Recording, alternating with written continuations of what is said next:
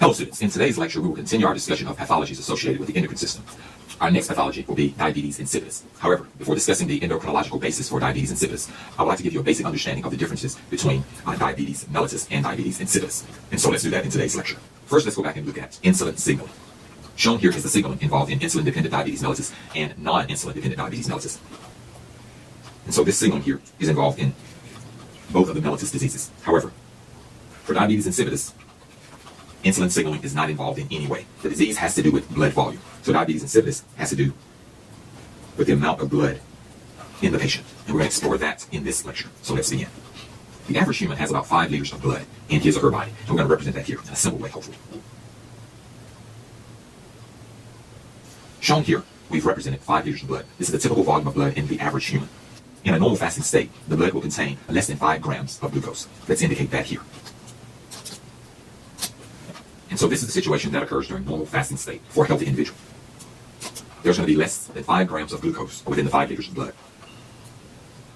I'm not going to do the conversion, but this concentration comes to less than 100 milligrams of glucose per deciliter of blood.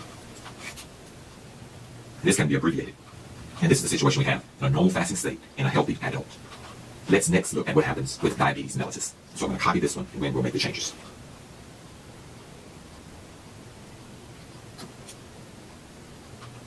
Now we're going to describe what happens with diabetes mellitus. This can be insulin-dependent diabetes mellitus or non-insulin-dependent diabetes mellitus. The hallmark of this situation is that the amount of glucose in the blood increases. So let's indicate that here.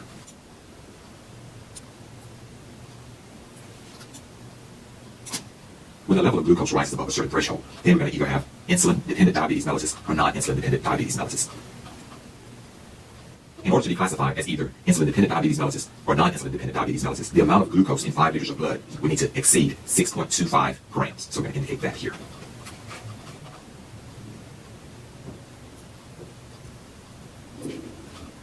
And so we would have more than 6.25 grams of glucose in the 5 liters of blood. And this conversion would give us more than 125 milligrams per deciliter. So we're going to indicate that here.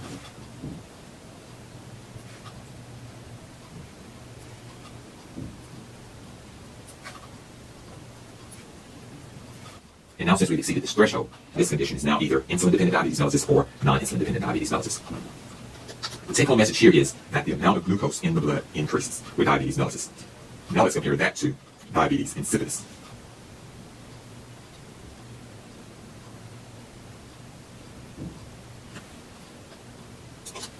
Our next condition is going to be diabetes insipidus. The primary difference between diabetes mellitus and diabetes insipidus is that the amount of glucose in diabetes insipidus in the blood does not increase. In the normal fasting state, in 5 liters of blood, you have 5 grams of glucose. In diabetes insipidus, you still have 5 grams of glucose in the blood. However, the difference is that the volume of blood in diabetes insipidus decreases. So let's indicate that here. That is very important. That is the hallmark of diabetes insipidus. The amount of glucose remains the same. It's the blood volume that decreases. If we have the same amount of glucose and the blood volume decreases, now we're going to have a high concentration of glucose. Not because more glucose is in the blood, but because there's less blood volume. And so this situation is indicative of diabetes insipidus. In diabetes insipidus, we still have 5 grams of glucose, but not in 5 liters of blood, but in less than 5. Let's say 4. In our example, we have 4. So let's indicate that here.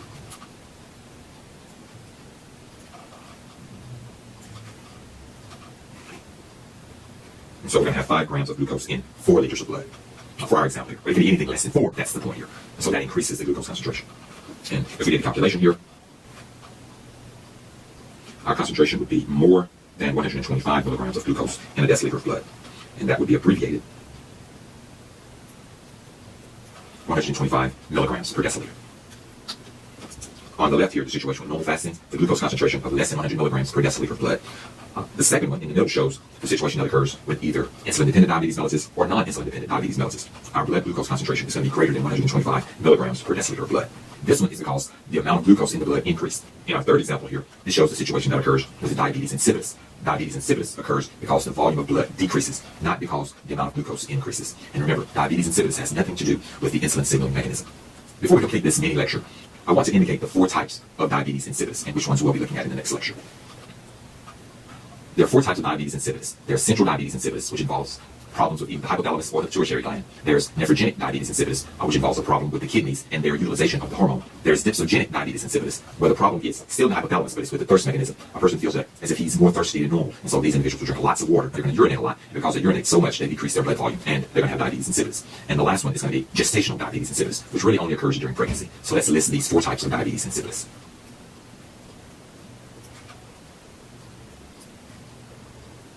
Okay, so here are our 4 types of diabetes insipidus. However, only 2 of these will involve hormones that we've discussed. That's going to be central diabetes insipidus, which involves the hypothalamus or the pituitary, and nephrogenic diabetes insipidus, which involves the kidneys and its utilization of the hormone involved. So I'm going to highlight these 2. Well, these are the 2 that we'll be discussing in our next lecture.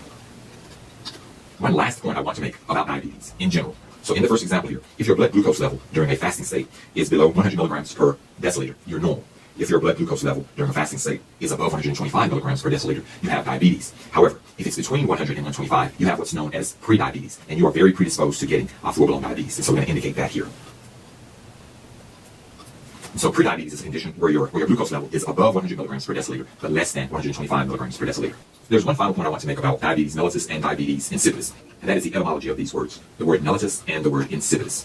This may grow some of you out once you find out what they mean, but I think it will help you in your understanding. Let's start with diabetes mellitus, or the word mellitus. The word mellitus is derived from the Latin word mel, and this means honey. What physicians found out early is that the urine of people who had diabetes would attract flies, and so they discovered that this urine was sweet. And also, early in medicine, there were no tests to determine if the urine was sweet or had glucose in it. So the physicians would taste the urine, and if it tasted like honey, or if it tasted sweet, they knew these people had diabetes. And so the word mel means honey, or sweet urine. The other word is insipidus.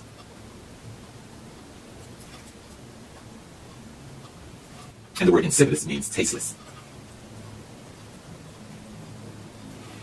Now, for people who have diabetes insipidus, the problem is that they're producing lots of urine, but there's no glucose in the urine. It's just a large volume of urine is being excreted. When they lose all of this urine, or when they lose all of this water, they lower their blood volume. And so the urine of these people is going to be tasteless. And so when physicians tasted their urine, they found out that it was tasteless, but they still had diabetes. And so they called it diabetes insipidus. They had a high blood glucose concentration, but there was no glucose in the urine. And so this is called diabetes insipidus. And insipidus means tasteless. And so this is the etymology of these 2 words. Mel means honey, and insipidus means tasteless. So this concludes our explanation of diabetes mellitus versus diabetes insipidus, and this also concludes this lecture. Hope that you learned a lot.